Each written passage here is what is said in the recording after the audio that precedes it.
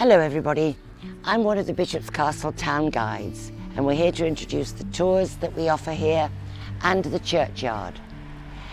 This is the Lich Gate. Most churches have lich gates, as you'll realise, and lich is an old Saxon word meaning corpse. Traditionally, the Lich Gate was there to shelter the corpse on its way to burial. This Lich Gate was erected by the Griffiths family, who lived once upon a time just up the road at the Grange, a care home. The antecedents of the Griffiths family have got their names carved along the inside of the Lich Gate: Thomas, Francis and Mary Griffiths. Richard Griffiths was a land agent in 1825, and as such he would have helped landed gentry around here organise their enclosures of their land through Parliament. Here's our sign. If you see the sign outside the churchyard, you know that we're running a tour that night. At the minute, we're operating under COVID restrictions, so spaces are limited, as it says, and people can wear masks if they wish. The last time people were stopped coming into Bishop's Castle would be in 1637, when people bringing the plague from London were stopped when they got to Prestine. And so we're only carrying on that tradition. We've also got a churchyard tour, newly arrived, and if you want to come and look at this when the tour guides are not operating, you're very welcome. There'll be these leaflets, one for adults, one for children, in the churchyard for you to pick up.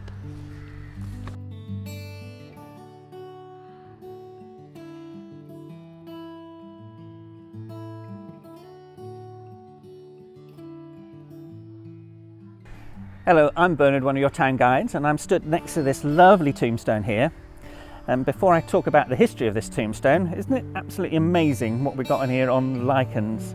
Again, churchyards are fantastic places for nature. Some of these lichens would have taken hundreds of years to grow. This tomb here, this gravestone, is erected to a Frenchman. Why have we got a Frenchman in Bishop's Castle? If I just quickly read what's written on the tombstone, luckily translated in the front of us. It says, "To the memory of Louis Pace, Lieutenant Colonel of Light Horses, Knight of the Orders of the Two Sicilies in Spain, died at Bishop's Castle 1st of May 1814, aged 40. So, why is he here? 1814 was the time of the Napoleonic Wars. It's the Peninsular War in particular, the bit down Spain and Portugal. He would have been a prisoner, caught in a battle. Bishop's Castle was a parole town where officers were often paroled and looked after, billeted here so they couldn't carry on in their activities. But it's odd that we've got a Frenchman from a Catholic country, and why is he buried here in a Protestant churchyard? Well, a bit of history with our friends over the channel. He has a Huguenot background, so he's a Protestant, so it's probably why he's buried here in a Protestant churchyard. Who erected the tombstone? We don't know, probably his fellow officers, because it is written in French. He's one of several links to the Napoleonic Wars we've got here in the town. We've got Mary Morgan, local girl. She married a French officer, Hete.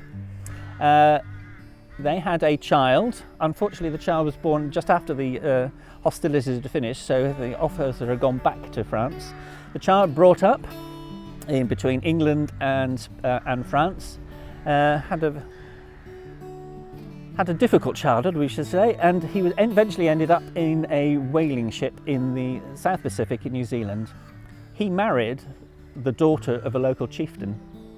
That family now come up here and search out and do marriage ceremonies over the grave of their ancestor Mary Morgan.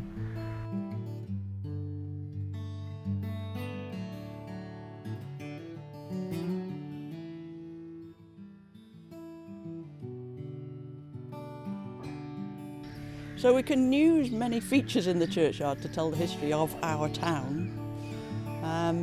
And we've got here the church tower, telling us the story of how old this church is, although the main part of the church is very modern in Victorian terms. And so the church tower, Norman, is kind of when this area was being settled. And they would be trying to calm down people in this area, building big castles and fortified churches, castellated at the top. So people could return there if there was a battle going on across the border or trying to stay safe. But the rest of the Norman section was demolished in the Victorian times because it was so old-fashioned. It had earth floors which rushes need to go across to clean it out and all that. So they demolished it. I think probably there was a section of, or an element of competition. Other churches were starting to get established in this town and they had to have a bit more comfort. So they knocked it all down and built this great tall structure to encourage people to come to them, Victorian times. But it's the old bit that I want us to talk about, the whole main street being here and the story of people living on plots all the way down the street and how that has influenced how this town has developed. We have on the tower another feature of another age, which is the clock. I don't know if you can see that, but it's got just one arm on it, pointing at a number. What is it at the moment? Anybody in Bishop's Castle can tell you the time from that, from just one finger. It's a very cheap clock, and it was put there at the time that railways were being brought across the country. So we all had to be on the same time for the timetable. So we had to have some way of knowing what the time was, and this was put up for that purpose. So we all know it's just gone 11 o'clock at the moment, don't we? And that's near enough for most of the trains that were coming into Bishop's Castle. Another story in itself.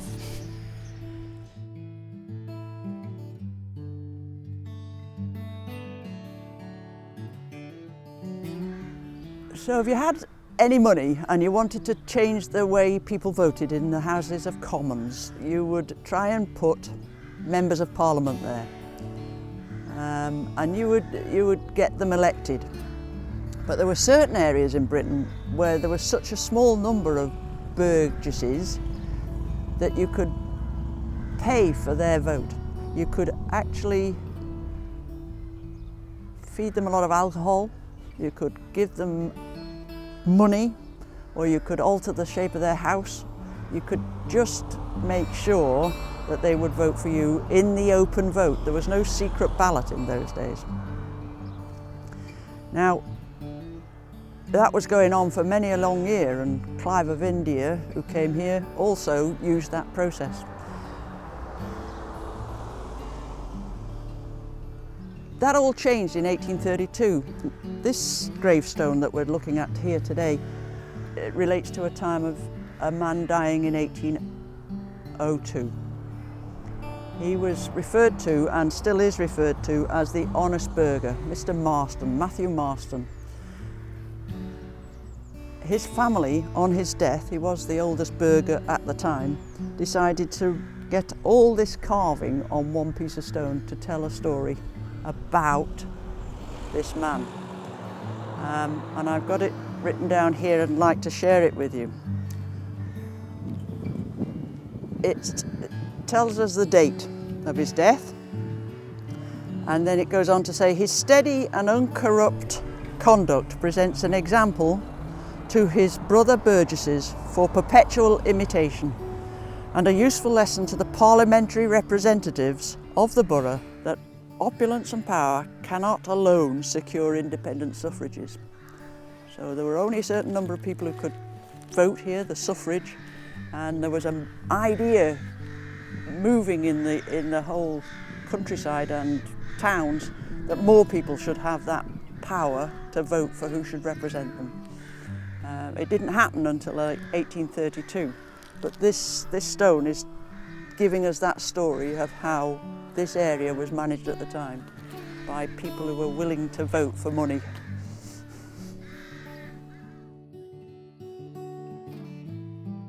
Here we are in another part of the churchyard, and this time we've got this lovely Gothic archway. Incredible stones that probably were part of the medieval church that the Victorian church replaced. So what appears to be here is a folly, a Gothic Georgian folly, which is quite unusual in any churchyard, but it is really nice, and there's lovely, lovely stones in it. Immediately next to that though is this one. This is one of the conserved Georgian tombs, Jane Tolvedy. Now, it's the only one to a woman that's here that we talk about, even though it describes it the wife of James Tolvedy. He's not buried here, but he was a gent of the town, captain of the Bishop's Castle troop, South Shropshire and Romanry, 1804 to 1814. Now the Tolvedys lived uptown, which is where the HSBC Bank is now, so their residence was quite prominent on the high street, and it was quite prominent that they had this wonderful tomb erected to Jane.